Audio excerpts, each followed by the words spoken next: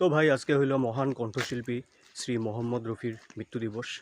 আজকের দিনে 1980 সালে রাত্রে 10:25 55 বছর বয়সে তিনি হৃদরোগে আক্রান্ত হয়ে মারা যান। তার গাওয়া শেষ গানটি আসলে আসপাস সিনেমার জন্য, যার সঙ্গীতে আসলেন লক্ষ্মীকান্ত প্যারেলাল। তো ভাই মোহাম্মদ রফি বিংশ শতাব্দীর ভারতীয় চলচ্চিত্রের একজন কিংবদন্তি প্লেব্যাক গায়ক। তিনি প্রায় 40 বছরের কর্মজীবনে 25,000-এরও বেশি গান রেকর্ড করেছেন। তিনি ছিলেন সুর।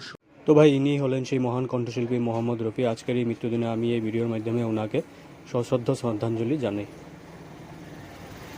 সম্রাট এবং হিন্দি চলচ্চিত্র সঙ্গীতের অন্যতম প্রভাবশালী কণ্ঠশিল্পী মোহাম্মদ রফির জন্ম 24শে ডিসেম্বর 1924 সালে ব্রিটিশ ভারত পাঞ্জাবের কুটলা সুলতান সিং গ্রামে জন্মগ্রহণ করেন।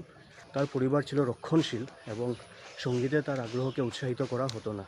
তাই রফি সাহেব তার বড় ভাইয়ের নাপিতের দোকানে সাহায্য করতেন, কিন্তু সঙ্গীতের প্রতি তার আগ্রহ ছিল প্রবল। রফি সাহেবের সঙ্গীত জীবন শুরু হয় অল ইন্ডিয়া রেডিওর লাহোর স্টেশনে গান গাওয়ার মাধ্যমে।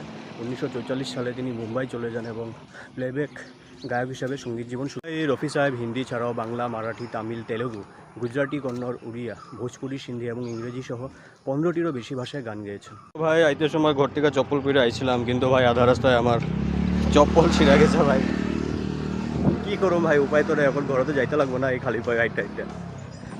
সকালে ঘর থেকে বেরোনোর সময় মাই কইছে যে ঘরে সবজি নাই, বাট এত সকালে তো কি সবজি পাইবে, সবজি পাওয়া তো মুশকিল আছে। তো যা পাইছি আমি নিয়ে নিলাম।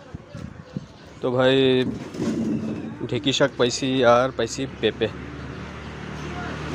আমি দেবাশিস, গুড মর্নিং এভরিওয়ান।